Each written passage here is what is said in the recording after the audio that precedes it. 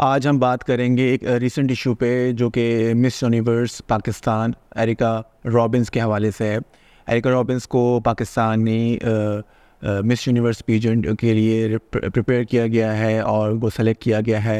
एक कंपटीशन हुआ था मालदीव्स में, Dubai based company Yukon group ने वो ऑर्गेनाइज़ कराया था और उसमें सिलेक्शन के बाद शॉर्ट लिस्ट होके रॉबिन जो एरिका रॉबिन हैं वो सेलेक्ट हुई हैं जो पाकिस्तान को रिप्रेजेंट करेंगे मिस यूनिवर्स पे। अब इस पेजेंट के बारे में बहुत सारी डिबेट हो रही है। मेजॉरिटी जो हमारे पाकिस्तानी हैं वो इस बात को पसंद नहीं कर रहे कि पाकिस्तान की इस तरह के कंपटीशन में नुमाइंदगी होनी चाहिए, क्योंकि हम एक इस्लामी मुल्क हैं और इस्लाम के नाम पे हासिल किए गए थे और हमारे आइडेंटिटी और हमारा नाम इस्लामी जमहूरिया पाकिस्तान है।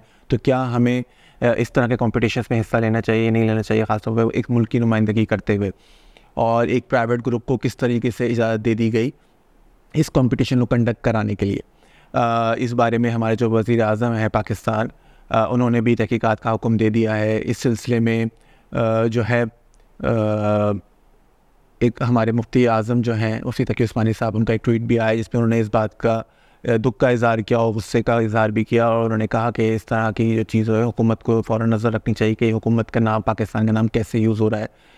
मैं इस बारे में कुछ गुजारिशात आप लोगों की खिदमत में अर्ज़ करना चाहूँगा। पहली बात तो ये कि मिस यूनिवर्स का जो कॉन्सेप्ट है और मिस यूनिवर्स पाकिस्तान को जो रिप्रेजेंट करेंगी ब्यूटी पेजेंट्स जो होते हैं, इनका मकसद क्या होता है? इनका मकसद जो होता है मल्टीनेशनल कंपनीज़ का अपनी सेल्स बढ़ाना, एक मुल्क में एक आर्टिफिशियल कंपटीशन डाल देना, एक ब्यूटी के वो स्टैंडर्ड्स सेट कर देना जो कि प्रैक्टिकली पॉसिबल नहीं है। कि एक लड़की की हाइट इतनी होनी चाहिए, उसकी वेस्ट इतनी होनी चाहिए, उसका फिगर ऐसा होना चाहिए, उसके बाल ऐसे होने चाहिए। अपार्ट फ्रॉम हर पर्सनैलिटी का ऑफकोर्स वो उनके सवाल जो आपके बुनियाद पे ही कंपटीशन होता है, लेकिन उसका बेसिक प्रीरेक्विजिट उसमें ये सब चीज़ें आपकी मैटर करती हैं।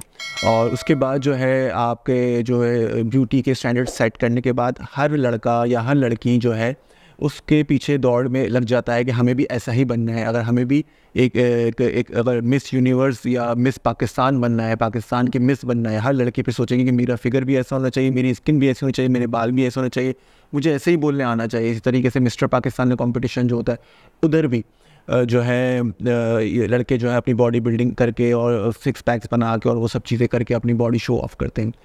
बात ये है कि यहाँ हमारा जो तर्ज है वो मुनाफ़क़त पे है।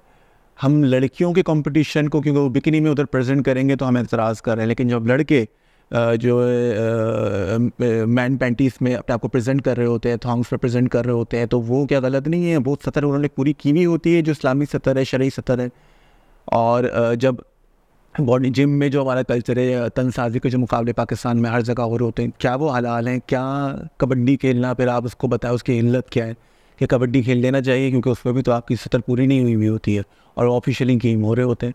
तो ये सब चीज़ें फिर आप जहन में रखें कि क्या वो जब एक चीज़ आप औरतों के लिए लागू करें तो फिर आप इनके लिए भी लागू करें। आपने जो चीज़ लागू की वो बहुत सतही है। असल चीज़ ये कि इससे फ़ायदा किसको हो रहा है? सरमायाकार को फ़ायदा हो रहा है। आप बच्चों को ये समझाएंगे ये आपके लिए नहीं है, आपकी जहनी तरबियत के लिए नहीं है सही चीज़। रादर कि आप इसको मज़हब के तौर पे आप इस्तेमाल करें कि ये फ़हाशी-रानी फैला रही, फ़हाशी-रानी तो मर्द भी फैलाएगा ना फिर तो। क्योंकि अगर औरत को देख के मर्द के अंदर जज्बात जागेंगे तो इस तरह के मर्दों को देख के, उनके पिक्चर्स को देख के, उनके सिक्स पैक को देख के फिर औरतों के अंदर भी जज्बात जागेंगे। तो दो तरफा चीज़ है ना ये, तो फिर आप एक तरफ नहीं बोल सकते।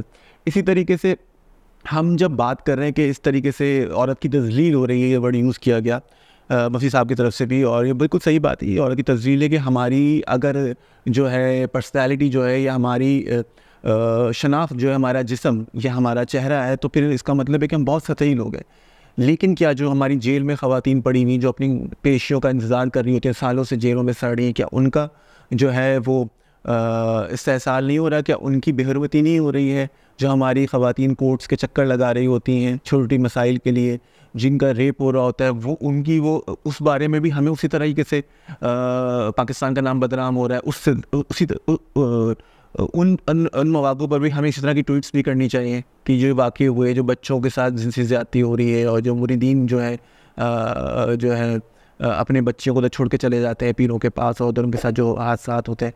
तो ये सब चीज़ों में भी ये ज़्यादा बड़े मसले हैं, ये छोटा मसला है। और ये जो मसला है इसको आप कैपिटलिस्ट सोसाइटी के पैराडाइम में देखेंगे तो ये बिल्कुल ही अलग मसला है। हर चीज़ को एक ही एनेक से देखना लोगों को समझाने के सही तरह समझाने के लिए लायक नहीं होता है। हमें उसको मल्टीपल एस्पेक्ट से समझना चाहिए, उसको ज़ाविये से। अगर मिस पाकिस्तान कंपटीशन हराम है, गलत है, गैर शरई है, तो मिस्टर पाकिस्तान कंपटीशन भी हराम है, गैर शरई है।